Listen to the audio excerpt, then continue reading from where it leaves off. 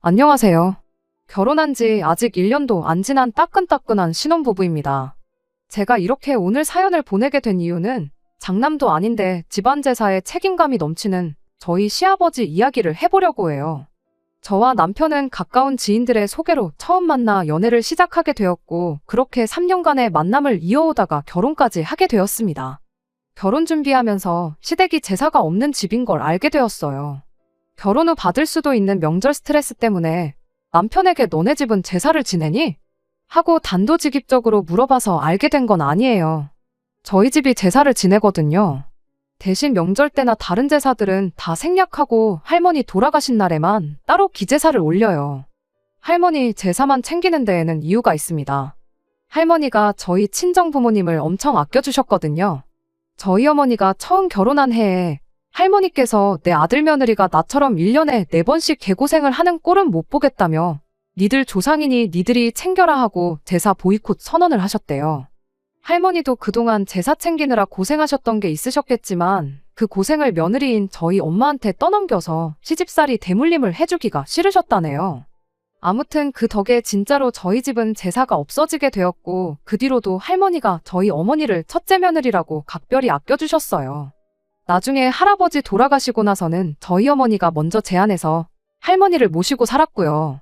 그 후로도 이래저래 할머니가 저희 집을 많이 챙겨주시고 그랬어서 그냥 제사라기보단 할머니 기일을 챙기는 느낌으로 제사를 챙기고 있습니다. 날짜도 기일에 딱 맞춰서 하는 게 아니고 다른 친척들도 오며 가며 하기 편하게 토요일로 날짜를 바꿨고요.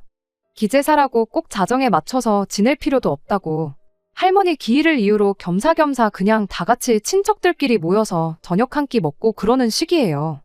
음식도 각자 집에서 알아서 하나씩 해서 가지고 오다 보니 딱히 제사 준비하는데 힘들 것도 없고요. 아무튼 한참 연애하던 중에 그때 당시 남자친구였던 남편에게 오늘은 할머니 제사가 있어서 저녁 시간 되기 전에 집에 일찍 들어가 봐야 한다고 말을 꺼냈다가 그때 시댁이 제사가 없는 집이란 걸 알게 되었습니다. 그래서 겸사겸사 우리도 제사라고 딱히 있는 게 아니고 할머니 기일만 챙기는 거다. 어지간해서는 명절에도 따로 가족들끼리 모이지도 않는다고 그렇게 설명을 해주면서 시댁 제사에 관한 이야기도 듣게 되었습니다. 시댁이 사실 제사에 엄청 진심인 집이었대요. 시아버지는 막내 늦둥이에 위로 남자 형제분이 무려 4분이나 더 계시는데 말인즉슨 큰어머니가 4분이나 계신다는 소리였죠. 저희 집과는 다르게 할머니께서 제사에 엄청 진심이신 편이었다나 봐요. 아래로 자식들이 결혼해서 며느리가 생기면 생길수록 일할 사람이 늘어나는 거나 마찬가지였으니 그럴 때마다 제사 음식이 양도 양이지만 제사 음식 가짓수도 더 늘어나게 되었다고 해요. 그러다 할머님께서 건강이 안 좋아지기 시작했고 막내 아들인 저희 시아버지가 시어머니랑 결혼하는 걸 보고 나서 보름 만에 세상을 떠나셨다고 합니다. 그때 할머니 건강이 안 좋아서 조금 번갯불에 콩 구워 먹는 느낌으로 서둘러 결혼을 하게 된 감이 없지 않아 있었대요. 시어머니도 이 집이 제사에 이 정도로 진심인 집인 걸 미리 알았다면 결혼하지 않았을 거라는 식으로 아들인 남편한테 이후로도 몇 번씩이나 말을 하셨다네요. 아무튼 문제는 할머니가 돌아가시고 나서 악습이나 마찬가지인 제사가 사라진 게 아니고 더욱 더 가혹해진 게 문제였던 겁니다. 저희 시어머니 위로 있는 4분의 큰어머니들이 그간 당신들이 고생했던 걸 어떻게든 저희 시어머니한테 풀 생각이었던가 봐요. 큰어머니들이 시어머니한테 몇 번 가르쳐주고 나서는 정말 손 하나 까딱 안 하고 모든 걸 시어머니한테 떠넘기셨답니다. 그렇게 10년 정도 시어머니는 1년에 4번 있는 제사를 할머님까지 포함해 4명의 며느리들까지 총 5명이 준비하던 걸 시집 오자마자 영문도 모른 채 그 많은 제사 음식들을 혼자 힘으로 준비해야 했던 거예요. 아무것도 안 하고 놀고만 있던 건 아니고 큰어머니들이 일손을 보태긴 했다지만 제사 음식 준비를 100이라고 치면 시어머니가 거의 80을 하고 나머지 4분이서 20 정도를 했다고 보면 된답니다. 제사 준비라고 넷이서 한 통속이 돼서 그렇게 부려먹었는데 평소라곤 또 시어머니를 안 괴롭혔었겠나요? 집마다 무슨 할 일이 있으면 묻지도 따지지도 않고 불러내서 시어머니를 부려먹고 그런 식이었답니다. 그래도 시어머니가 꾹꾹 참고 그렇게 버티고 계셨는데 남편 아래로 연년생인 신우가 있거든요. 그 신우 때문에 결국 저희 시어머니가 폭발을 하게 되었던 거예요. 그날도 한참 시어머니 혼자서 전날 저녁부터 거의 꼬박 밤을 새다시피 해서 제사 음식을 준비하고 계셨다고 해요. 아침 일찍부터 해서 하나둘씩 친척들이 모이기 시작했고 시어머니가 거의 모든 준비를 마쳐놓은 상황에 큰어머니 네 분께 잠깐 쉬고 올 테니 마무리 좀 부탁한다고 하고 잠깐 방에 들어가셨답니다. 밤을 거의 새다시피 해서 준비를 하셨다 보니 잠깐 눈 좀 붙이고 나올 생각이셨던 거죠. 그렇게 한 30분 정도 눈을 붙이고 다시 나오셨는데 나오자마자 시어머니가 거기서 기겁을 하셨다는 거예요. 나가보니까 4명의 큰어머니들에 둘러싸여서 당시 9살밖에 안 된 신우가 동태전을 뒤집고 있었답니다. 세상에 큰어머니라는 사람들이 9살밖에 안 된 조카한테 일을 시킨 거죠. 물론 아예 일을 떠넘긴 건 아니고 자기들 전부 치는데 이리 오라고 해서 앉혀놓고 너도 해보라고 뒤집개를 쥐어줬던 건가 봅니다. 아버님이 늦둥이인데다가 막내다 보니 남편이나 신우가 다른 친척 형제들하고도 나이차가 상당히 나는 편이에요. 시어머니 입장에선 지난 10년 세월 동안 지들 자식들한테는 전을 부치기는커녕 주방 근처에는 혹시나 기름이라도 튈까봐 얼씬도 못하게 했고 한참 시어머니 혼자서 전을 부치고 있으면 애들 먹인다고 빈 그릇 들고 와 덜어가서 챙겨주기 바빴었다는데 당장 9살밖에 안 된 당신 딸한테는 먹어보라고 전을 먹여주기는커녕 너도 뒤집어보라고 일을 시키고 있으니 그걸 보고 눈이 안 돌아가는 엄마가 세상에 어디 있겠어요.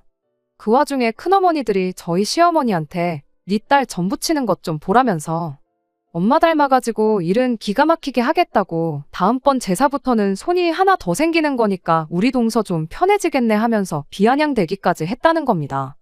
그 와중에 10살도 안 된 꼬마애가 뭘 알겠나요.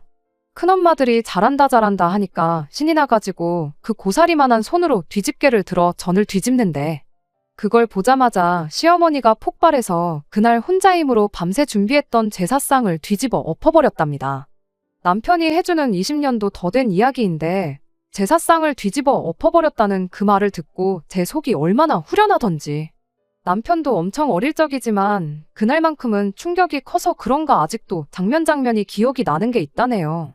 시아버지하고도 그날 대판 싸웠다고 하고요. 넌 대체 뭘 했길래 네 형수들이 우리 딸 부려먹으려는 거 막아서지도 못하고 가만히 있었느냐고 어쩌고 저쩌고. 아무튼 그렇게 그날부로 시어머니는 시댁 제사에는 일절 관여하지 않겠다 선언을 해버렸고 그렇게 남편 집에는 제사가 없어졌다는 사실을 알려줬어요. 정확히는 시부모님네가 다른 가족들하고 관계가 소원해져서 그 뒤로 얼굴도 안 보고 지내는 사이가 되었던 거죠. 그 이후로 시부모님네 빼고서 남은 가족들끼리 제사를 지내긴 지냈나 본데 몇 해 못 가고 제사 음식을 네가 하니 내가 하니 왜 나만 하니 그런 문제로 큰어머니들끼리 서로 떠넘기고 싸우고 그러다 결국 제사도 없어지고 온 가족들이 전부 사이가 나빠졌다는 겁니다.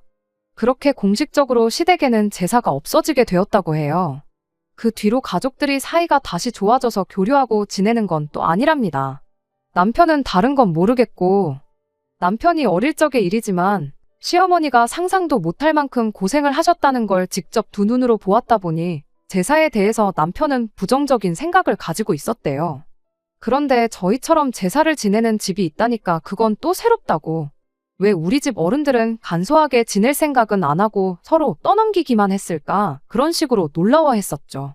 아무튼 그렇게 본의 아니게 시댁 제사에 얽힌 이야기를 결혼 전부터 알게 되었습니다. 제사를 그때부터 계속 지냈다고 해도 그 때문에 결혼을 안 할 생각도 아니었고 사실 크게 상관없는 이야기나 마찬가지였어요. 그렇게 남편과 결혼해서 작년 5월부터 결혼 생활을 시작했습니다. 시댁이 지방에 있는 데다가 거리도 엄청 멀리 있다 보니 자주 찾아뵐 일은 없었어요. 결혼 전에 인사드리러 간다고 한번 찾아뵈었던 게 전부였습니다.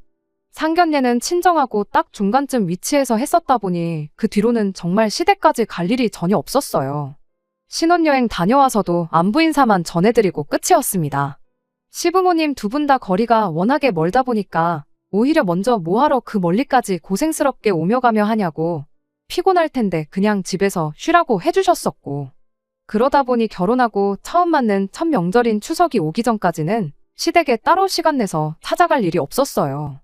그냥 일주일에 한두 번씩 안부 전화만 드리고 그러는 시기였습니다. 그러다 이제 시댁에 다녀올 일이 다가오게 되었습니다. 명절인 추석이 다가오고 있었거든요. 지난 추석이 연휴라기에는 뭔가 아쉬운 그런 느낌이었어요. 크게 다르게 있겠냐마는 굳이 주말을 끼고 쉰다면 주말을 연휴 앞에 껴서 토일월화수 쉬는 것보다 연휴 뒤에 껴서 수목금토일 이렇게 쉬는 게 훨씬 더 쉬는 느낌이 나잖아요. 양가에 인사드리러 가는 거 먼저 끝내고 주말까지 내리 푹 쉴 수 있으니까 말이에요. 그런데 그러던 중 저희 회사에서 직원복지 차원에서 길게 쉬고 오라고 목요일, 금요일을 아예 재량휴일로 만들어줬습니다. 5일짜리 연휴가 난데없이 9일짜리 거의 휴가에 맞먹는 황금 연휴가 돼버린 거죠. 결혼이다 신혼여행이다 해서 휴가도 미리 땡겨 써버린 바람에 내년까진 꼼짝없이 회사만 나가겠구나 싶었는데 완전 운이 좋았죠. 혹시나 싶어서 남편도 회사의 상황을 설명하고 연차 신청을 냈는데 감사하게도 회사에서 그렇게 쉬라고 허락을 해준 덕분에 남편도 똑같이 황금 연휴를 즐길 수가 있게 되었어요. 남편과 상의 후 양가에는 연휴가 시작되기 직전에 있는 주말을 활용해 다녀오기로 했고 남은 기간은 뭐 어디 해외여행이라도 가야 하나 하면서 한참 행복한 고민을 하고 있었습니다. 일단 친정에 먼저 연락을 했어요. 친정 부모님은 뭐 명절이 대수냐고 그냥 주말이든 언제든 안 와도 되니까 하루라도 더 둘이서 즐기다 오라는 대답을 들었습니다. 그 말을 듣고 곧바로 시댁에도 연락을 했어요. 시댁이 거리가 워낙에 있다 보니까 시어머니 입장에선 자주 보지도 못하는데 명절에도 건너뛰라고 하기는 조금 그랬었나 봐요. 그래서 토요일에라도 일찍 들렀다 가면 좋겠다는 식으로 대답을 하셨고요. 애초에 그날쯤 해서 다녀올 생각이었다 보니 섭섭하거나 그런 건 없었습니다. 친정에는 안 가도 되게 되었으니 그냥 아예 그러면 토요일날 가서 하루 자고 일요일까지 해서 이틀 내내 시댁에서 시간을 보내고 여행을 출발하면 되는 건가 하고 그렇게 계획을 세웠죠. 그러다 그날 저녁에 시아버지한테서 전화가 왔어요. 아무리 그래도 명절을 건너뛰는 건 그렇지 않냐면서 추석 당일날에 시댁에 오는 걸로 하라고 말을 바꾸시더라고요. 시어머니한테만 말씀드리고 허락을 받아낸 거였다 보니 아버님 딴에는 기분이 좀 안 좋았나 봐요. 남편이 아버님께 모처럼 9일짜리 연휴인데 사정 좀 봐주시면 안 되겠냐고 몇 번을 물었지만 시아버지는 절대 안 된다며 고집까지 부리기 시작했습니다. 명절 무시하고 그렇게 시댁에 오면 그냥 아무 때나 주말에 오는 거랑 뭐가 다르냐면서 말이에요. 그렇게 결국엔 명절날 시댁에 찾아뵙는 걸로 이야기를 끝내고 전화를 끊었습니다. 전화 끊고 나서 몇 시간 지나지 않아 시어머니한테서 다시 전화가 걸려왔어요. 당신 딴에도 저희들 연휴 맞아서 어디 좀 길게 다녀오게 해주라고 몇 번을 설득했었는데 시아버지가 워낙에 완고하게 나오는지라 어쩔 수 없었다면서 미안하다고 하시더라고요. 시어머니가 저희한테 사과하실 일은 아니라고 저희도 너무 저희들 생각만 한 것 같다고 죄송하다 사과드렸어요. 물론 말은 그렇게 했지만 이상한 데서 고집을 부려대는 시아버지가 원망스럽긴 했습니다. 9일 연휴 중 딱 중간이나 마찬가지인 추석날을 비울 수가 없게 되었다 보니 해외여행은 꿈도 꿀 수 없는 이야기가 되어버렸으니까요. 그래도 나름대로 알차게 연휴를 보내야겠다고 남편과 계획을 세우게 되었어요. 그러던 중 저희가 여행을 안 가기로 했다는 소식을 들은 친정어머니께서 전화를 해오셨습니다. 저희 작은아버지네가 은퇴를 하면서 은퇴자금으로 속초 어디쯤 바다전망 좋은 곳에 운영 중이던 펜션을 하나 매입하셨다네요. 내년 여름 성수기가 오기 전까지 시간적 여유가 많다 보니 작은아버지가 직접 펜션을 리모델링을 하실 계획이시랍니다. 그런 만큼 그 당장 영업한다고 바쁜 것도 아니고 리모델링 공사도 아직 시작을 안 했다 보니 당장 연휴 맞아서 친척들끼리 다 그 펜션에 모여서 2박 3일 푹 쉬다 오기로 했다는 거예요. 저희 여행 계획이 어그러졌으니 아쉬운 대로 거기라도 따라가서 놀다 오지 않겠냐고 제안을 해주신 거죠. 원한다면 작은아버지한테 부탁해서 그 주 주말까지 내내 저희가 그 펜션을 숙소처럼 사용할 수 있게 물어보겠다고 하시더라고요. 그래서 이참에 그냥 속초를 거점으로 강원도 여기저기 돌아다니는 것도 좋겠다 싶어 그렇게 하기로 했습니다. 시댁에는 새벽바람에 출발해 점심까지 먹고 거기서 조금 쉬다가 저녁시간 되기 전에 그 펜션으로 이동하는 걸로 그렇게 계획을 세웠어요. 시댁에서 대충 차로 1시간 반 정도 거리라서 점심 먹고 적당히 시간 보내다 오면 시간이 딱 알맞겠더라고요. 추석날 당일 직전인 주말에는 둘이서 그래도 비행기 타는 기분이라도 내자고 2박 3일 제주도를 다녀오기로 했고요. 그렇게 연휴가 시작되었고 저희는 계획한 대로 토요일에 제주도에 도착해서 시간을 보냈습니다. 거기서 즐겁게 시간을 보내고 월요일 점심쯤 해서 비행기 타고 집에 돌아왔어요. 다음 날에 아무래도 운전을 많이 해야 했다 보니 그날은 그냥 다른 거 더 안 하고 집에 오자마자 바로 잠을 청했죠. 그렇게 새벽에 일어나서 시댁으로 출발하려는데 시어머니한테서 전화가 몇 통이나 와 있더라고요. 톡을 보니까 시어머니가 오지마 이렇게 한마디 보내놓으셨었는데 왜 그러시냐 전화를 해보자니 시간이 한참 주무실 새벽 시간대라 그냥 그대로 부랴부랴 출발했어요. 오지 말라고 보내놓은 톡이 저희 딴에는 그냥 아버님이랑 말다툼 같은 거 하셔서 그러신가 보다 하고 대수롭지 않게 생각했죠. 그렇게 차로 6시간 거리를 달려서 시댁에 도착을 했습니다. 결혼하고 처음 찾아뵙는 것이니만큼 얼마나 우리를 반겨주실까 잔뜩 기대하고 시댁 현관문을 열었죠. 그런데 그 앞에 펼쳐진 광경이 저도 저지만 남편도 그 자리에 얼어붙어서 이게 무슨 상황인가 파악하느라고 아주 정신이 없어 보였어요. 저희가 집을 잘못 찾아왔나 싶을 정도로 집 안은 처음 보는 사람들로 가득하고 시끌벅적했거든요. 제대로 찾아왔는지 알 수 있었던 건 그 수많은 사람들 가운데 넋이 빠진 얼굴을 하고 음식을 하고 있는 시어머니를 발견하고 나서였어요. 넋이 빠진 얼굴을 하고 있던 건 시어머니뿐만이 아니었습니다. 생전 처음 보는 저희랑 10에서 15 정도 나이차가 날 법한 다른 여자분들 몇 명이 딱 저희 시어머니가 짓고 있는 표정과 똑같은 표정을 하고 시어머니 곁에서 같이 음식을 준비하고 있었거든요. 이게 무슨 일인지 도무지 상황 파악이 안 되는 가운데 시아버지가 신이 나서는 저희들한테 이제 왔냐고 인사를 한마디 건네시더라고요. 그리곤 저희를 한참 사람들 떠들고 있는 거실로 끌고 갔습니다. 그리고 이게 다 무슨 상황인지 그때가 돼서 알게 되었어요. 그분들이 다 아버님 위로 있는 큰아버지들이래요. 옆에 앉아있는 건 몸 아래 뭐 하겠나요. 그 집 자식들이랑 결혼 전에 남편한테 말로만 들었던 악독하기로 소문난 큰어머니들이었습니다. 남편도 워낙에 오랜만에 보는 사람들이다 보니 이 사람들이 다 누군가 싶었던 거죠. 그러던 와중에 큰어머니 중 가장 기가 세 보이는 분 한 분이 아버님한테 쟤는 왜 데리고 왔냐면서 저를 턱으로 띡 하고 가르치더라고요. 그러더니 그 처음 보는 사람이 저한테 이렇게 한마디 던지더군요. 너는 네 시어머니가 저기서 그렇게 고생하고 있는데 눈치가 없는 거냐면서 대충 분위기 파악했으면 얼른 가서 음식하는 거나 도우라고요. 시어머니한테 향하는 제 뒤로 그 여자가 시아버지한테 이렇게 한마디 하대요. 그래도 막내가 이제는 쫄따구도 많이 생겨서 편해지겠다고 내년부터는 장 보는 것부터 그런 거는 직접 하면 좋겠다니 어쩌니 하면서요. 시아버지는 거기다 대고 압류 하고 대답하고 있었고요. 상황이 어떻게 돌아가고 있는 건지는 안 봐도 딱 알겠더라고요. 저는 바로 시어머니 옆으로 자리를 앉았어요. 어머님한테 이게 다 무슨 일이냐고 물으니 오지 말라고 한 건데 전화는 왜 안 받았느냐며 당신도 워낙에 갑작스러워서 저희한테 다시 전화를 할 겨를이 없었다는 소리를 하시더라고요. 이 인간이 기어이 며느리 생겼다고 영 끊고 지내던 지 식구들 불러 모아 제사를 부활시켰다는 거예요. 시어머니 옆에 앉아있는 난생 처음 보는 분들은 다 각자 집 식구들 며느리랍니다. 영문도 모른 채 난생 처음 와보는 집에 끌려와서 각자들 시어머니들이 제사 준비하라고 시켰으니 시킨 대로 일단 저는 붙이고 있는데 이게 무슨 상황인가 도저히 감도 안 잡히는 눈치였어요. 대충 이야기를 종합해보니 과거에 시어머니로 인해서 제사가 사라지게 되었고 그 후로 자기들끼리 왜 나 혼자만 일하니 어쩌니 하면서 뿔뿔이 흩어졌던 건 사실이었나 봐요. 그 자리에 있던 며느리라는 사람들도 서로들 처음 보는 사이라고 하더라고요. 일단 시어머니가 진두지휘를 맡아서 이거 해라 저거 해라 시키고 계시니 하고는 있는데 결혼한 뒤로 단 한 번도 챙긴 적 없던 제사를 챙기는 게 다들 어이없어 하는 눈치였어요. 일단 다른 사람들도 하고 있고 우리 시어머니도 하고 있으니 저도 하는 수 없이 다른 음식을 준비하기 시작했죠. 그러다가 고개를 들었는데 남편이 어쩔 줄을 몰라 하면서 저 멀리서 저를 쳐다보고 있더라고요.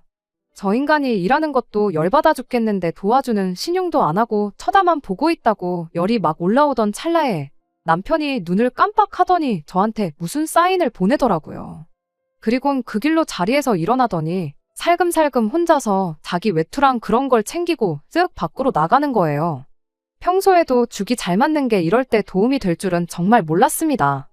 대충 남편이 무슨 생각을 하고 있는지 짐작이 돼서 그 길로 화장실 좀 다녀오겠다 말하고 안방으로 들어가서 시어머니 옷까지 몇 개 챙겨서 몰래 제 가방에 쑤셔 넣었어요. 그리고는 자리로 돌아와서 시어머니한테 말했죠. 차에 뭐 두고 온 것 같은데 가지러 좀 다녀와야겠다고요. 그런데 그게 엄청 무거운 거라 혼자 들고 오기 뭐한데 어머님도 같이 가주시면 안 되냐고 물어봤어요. 시어머니가 할 일이 이렇게 많은데 가긴 어딜 가냐며 저 중에 아무한테나 부탁해서 같이 다녀오시라고 하시는데 제가 최대한 애교 부리면서 시어머니한테 어머님하고 같이 가고 싶다고 어머님도 이참에 바깥바람도 쐬고 허리도 좀 피시라고 그렇게 이야기했습니다.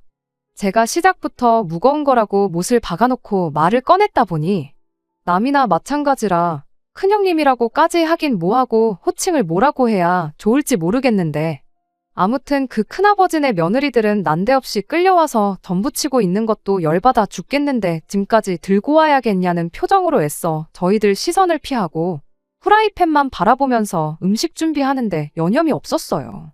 덕분에 아무 방해 없이 시어머니를 모시고 밖으로 나올 수 있었죠.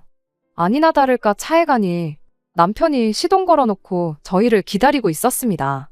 한마디도 안 했는데 어떻게 알고 거기에 엄마까지 모시고 왔냐고 하면서 완전 대박이라고 하더라고요. 남편은 애초에 그 자리에서 저를 데리고 도망칠 계획이었는데 제가 그 와중에 시어머니까지 모시고 나올 줄은 몰랐던 거예요. 시어머니한테 제가 말했죠. 제사 지내는 건 저기 있는 사람들한테 알아서 하라 그러고 어머님은 저희랑 같이 놀러 가시자고요. 어차피 어머님이 어느 정도 다 끝내놓으신 거 아니냐고 그 정도 해줬으면 충분히 하셨다고 말하고 그 길로 저희는 시어머니를 납치하듯 끌고 저희 작은아버지가 인수하셨다는 펜션으로 바로 향했어요. 시어머니도 처음에는 이래도 되겠냐면서 주저하셨지만 나중간이 에라 모르겠다 하시면서 빨리 출발하라고 하시더라고요. 차가 출발하자마자 옷 구겨진다고 제가 안방에서 챙겨나온 시어머니 옷을 가방에서 꺼냈죠. 남편이 그거 보고 또 대박이라고 그 와중에 엄마 옷까지 챙겨서 나올 생각을 했냐면서 놀라대요. 시어머니도 그때부터는 한참 즐거운 표정만 짓고 계셨어요. 차를 출발시킨 지 한 20분쯤 지났나 저희 전화기가 불이 나도록 연락이 왔습니다만 하나도 받지 않았습니다. 시어머니는 급하게 나오느라 전화기를 두고 오셨는데 오히려 그 편이 마음이 더 편했을 거라 생각해요. 그렇게 차를 1시간쯤 더 달려서 펜션에 도착했는데 저희 부모님이 저희 보고 생각보다 일찍 왔다며 놀라셨다가 차 안에 같이 계신 시어머니 보고는 한 번 더 놀라셨어요. 원래 먹을 거 준비해둔 거 저희들 오면 저녁에 먹으려고 했는데 저녁까지 기다릴 게 뭐가 있냐며 그 자리에서 아주 저희들끼리 작은 잔치를 열었지요. 시어머니도 한참 같이 신나게 즐겨 하시다가 명절에 이렇게 가족들끼리 재미나게 보내는 방법도 있는데 왜 우리 바깥 양반은 저 모양인지 모르겠다며 한숨을 쉬시는데 참 생각이 많아졌습니다. 그렇게 한참 먹고 놀고 하다 보니 시간이 어느덧 오후 2시쯤 되었어요. 시어머니가 한참 고민하다가 저희를 부르시더니 운전하느라 고생하는 거 알지만 집에 다시 데려다 줄 수 있냐고 물으시더라고요. 혹시 저희 친정 식구들만 있어서 불편하시냐고 저희 가족들 그런 거 별로 신경 안 쓰는 분들이시니까 부담 가지실 필요 없다고 대답했더니 그게 아니고 그때쯤이면 제사도 다 끝나지 않았겠냐 하시는 거예요. 이미 일이 이렇게 된 거 어쩔 수는 없지만 그래도 아버님한테 미안하다고 사과는 하실 생각이셨는가 봐요. 그래도 그 인간이 사람들 모인 자리에서 혼자 얼마나 난감했겠냐 하시면서요. 이왕 이렇게 된 거 집에 가서 아버님하고 깔끔하게 화해하고 어차피 저희는 다시 이쪽으로 와야 하니까 당신들 차 끌고 같이 이쪽으로 오자십니다.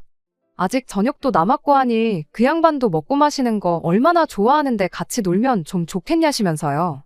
그것도 역시 좋은 생각인 것 같아서 저희도 그렇게 하기로 하고 시간 더 끌게 뭐 있나 싶어서 바로 차를 출발시켰어요. 그렇게 다시 시댁에 도착했는데 예상대로 집은 텅텅 비어있고 아버님 혼자 계셨습니다. 그런데 저희 예상과는 다른 게 하나 있었어요. 제사를 지내고 나서 가족들이 돌아간 모양새가 아니었습니다. 바닥에 신문지 이리저리 펼쳐져 있고 음식 준비하던 게 그대로 다 있었거든요. 얼마나 진수성찬을 차리려고 했던 건지 3개나 이어붙여 놓은 제사상 위에는 아무것도 올라와 있지 않았고요. 시아버지는 혼자 그 제사상 앞에 양반다리를 하고 앉아서는 멍하니 먼 산만 바라보고 있었습니다. 저희가 들어오자마자 시아버지는 불같이 화를 내기 시작했지요. 20년 만에 뿔뿔이 흩어진 가족들 겨우겨우 하나로 모아서 모처럼 자리를 만들었는데 너 때문에 아주 이제 온 가족들이 두 번 다시 만날 일도 없을 사이가 됐다면서요. 저희가 중간에 그런 식으로 나갔다는 걸 알게 되고는 일단 먼저 영문도 모른 채 끌려와서 음식 준비하던 큰아버님들네 며느리들이 들고 일어섰답니다. 그 집 아들들한테 우리가 여기 끌려와서 뭐 하고 있는 거냐고 하면서 그 길로 자기들도 음식이고 제사 준비고 안 한다고 했다는 거예요.